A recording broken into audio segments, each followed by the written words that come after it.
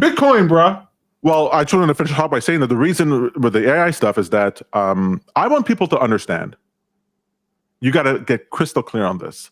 That however you think you're obsessed about making money or creating tools or analyzing markets or whatever, unless you're doing what I'm doing and you're rotating your sleeps in order to create more tools and more understanding or whatever, it behooves you to like and subscribe to this channel and sign up for free to my services. 100%. 100%. Because I'm not trying to make another RSI indicator for you. Okay. That's not what I'm trying to do. I'm trying to create tools that will just blow your socks off, that'll allow you to surface information, that'll allow you to trade, to make money in ways that you're just not used to. I mean, you're going to be absolutely blown away by the things that Sacred Profit, what we're going to be outputting. It's totally different than anything you're used to. I'm not going to be giving you a bunch of data that you then have to go surf through and like figure out on your own. And I'm not going to give you tools that are just like, oh, you sit down, you press this button, and it's supposed to give you a buy and sell. I'm going to give you a merger of the two that makes you see the matrix, makes you see what's actually going on, and you're able to take trades that you find interesting. I know you guys are not all degens like me, where you want to go in 50x leverage trade on Bitcoin, or you want to do these home run trades on Polymarket. I know that's not what you're doing, right? I'm just doing this here in order to showcase the sort of things that I'm interested in. But I want to create tools that cater to every single trading style, every asset, every time horizon. Tom, are you talking about options on currency futures? Yeah. Are you talking about event-based trading using crypto in order to trade box office movies? Yes, absolutely. Okay. Are you looking for core?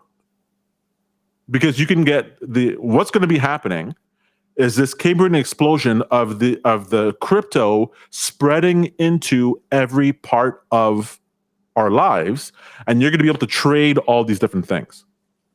You're going to be able to trade all these different assets, all kinds of different ways. You guys don't even know. You don't even realize just what's actually coming. And I'm preparing for that. I'm preparing for it so that you're not trying to figure out how to do, your technical analysis on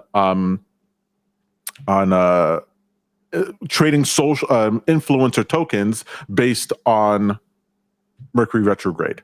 I want you to be able to go inside of the library and you're like, I didn't even consider trading in this way. I didn't even realize this, all for free. Unbelievable. Because I firmly believe now I'm more convinced than ever before that everyone should trade. Mm-hmm. I think it should be like a class in school. You should trade. In the same way that everyone should learn math. Now, if you might like geometry, someone likes trigonometry, someone else likes calculus. There's different flavors. Some people are theoretical, some people are practical, but you need to have an understanding in it to even know what you don't know. And the knowledge of trading is so useful. Just making decisions of what to do in your life, or what job you should have, or how do you plan for the future, or anything like that. That I think it should be a requirement. And two, there is a market for you.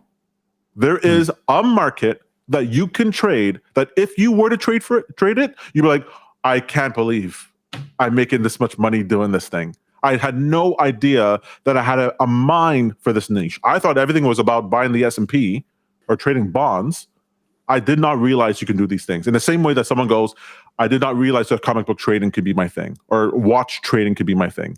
Or the example I always use now is the artisanal pencil sharpening.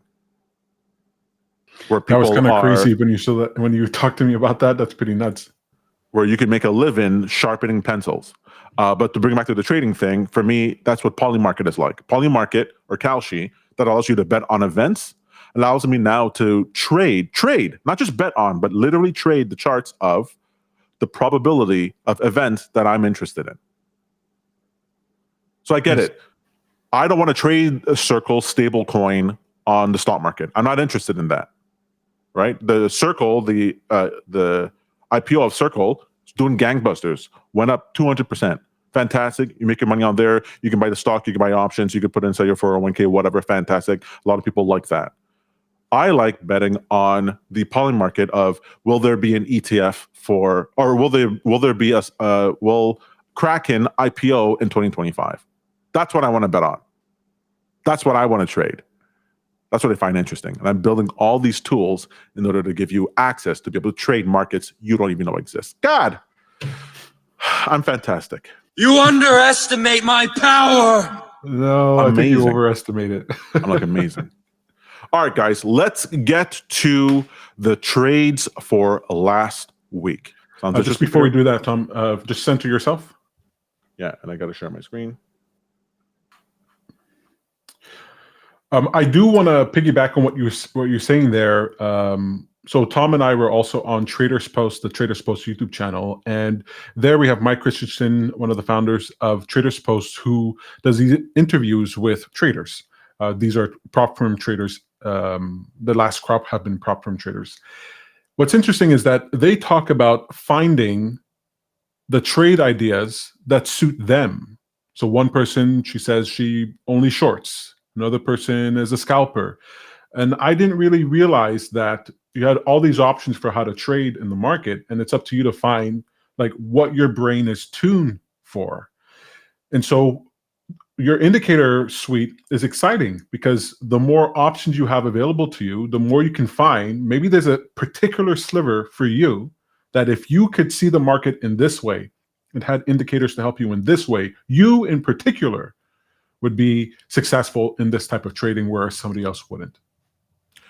Well, that's what I wanted to say. Like, before I thought it was maybe that's the case. Now I know it's the case.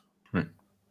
Now my 16-year-old stepson, who's trading MicroStrategy on demo, is different than when my wife trades Uranus returns and retrogrades for different assets. And they both come up with trade ideas and executions that work for them.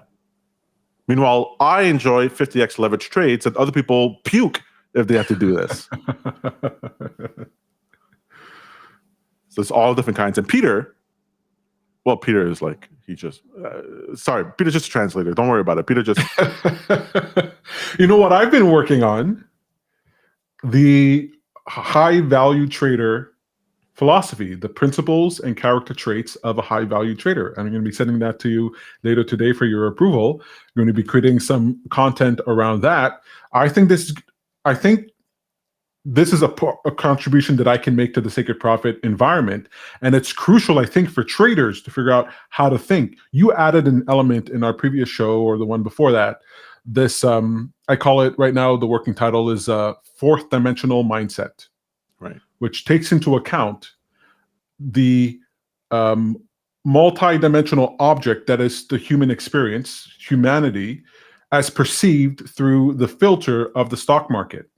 Right, so the superorganism that's so complex that human beings can't hold in their mind casts a shadow that we can see in our dimension, the third dimension, and I can't wait for people to make this idea popular, because if you can start understanding what these markets are on a deeper level, I think you're going to develop an intuition about what work for you and what you care about and what you should pay attention to that will actually make you a more effective trader. Lots of exciting things to come. Like and subscribe. Yeah, that's on that point. So if you just want an introduction to that sort of thing, you want to take a look at this book called Infinite Powers from Stephen Strogatz. Fantastic book. What you'll find is that that multidimensional thinking sounds kooky to people who don't think that way, but many market participants, this is how they think. Peter, if you want to share my screen here, just to give you an idea, this is what's called a volatility surface, right? So when you're dealing with implied volatility, so this is the expectation of the price of an asset, right? So you're normally used to something like this, which is a chart showing you the price of an asset, the balance between buyers and sellers over time. That's what you see this chart as, right? This is using two vectors, two axes, right? And people who don't trade don't even think in this term, right? They just think in terms of what Bitcoin today is trading at 107,000. They're not even thinking over time what it did, and are we moving up or down or bearish or whatever. So you already have an advantage if you're thinking this way above the regular person.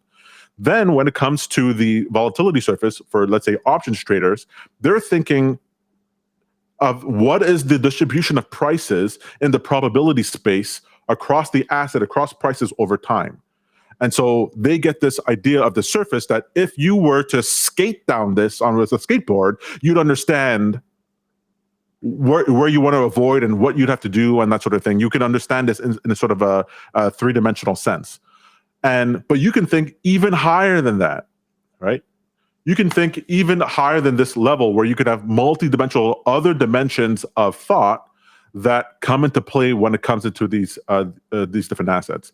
And there's going to be certain types of thinking, certain types of models you can have in your mind of what it is, that when it clicks in your head, you're like, oh, I got this. Mm-hmm. In the same way that Magnus Carlsen gets chess. And you're like, hey, how do you decide what move to go? He goes, I get a sense of what this is. This feels okay, and I could feel that over here, and it's wrong. And there's a bunch of things I've seen before, and I sort of remember. And they're like, "What?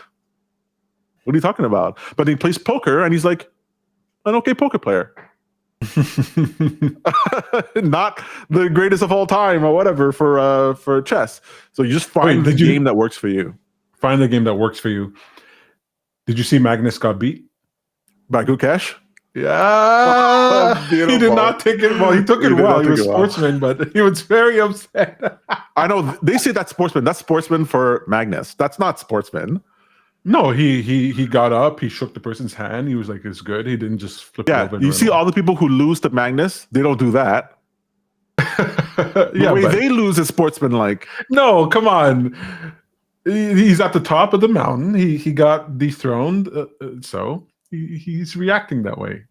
I thought it was pretty. He reacts like this should not be. How do you get to the top, Tom? You don't get to the top like, oh, everybody, let's go. You get to the top like, I'm the best. I'm the greatest. I'm going to get there. You're absolutely right. Everyone! You got to beat everyone. You got to be better than everyone. I get that. I understand that. That's right. All right. That's it. I gave you guys the prices to get in at. You can make tons of money. You don't want to do it. Don't know what to tell you. Go to sacredprofit.com if you want to be one of the acolytes. Go ahead and join. If you're really good, you'll be one of my disciples. But that's not going to be free. But until then, I want to wish you guys a great week. Watch out for the pullback on Monday. Guiding you through these market blues. We're going out, baby. Place where the river flows free. I only carry the flag.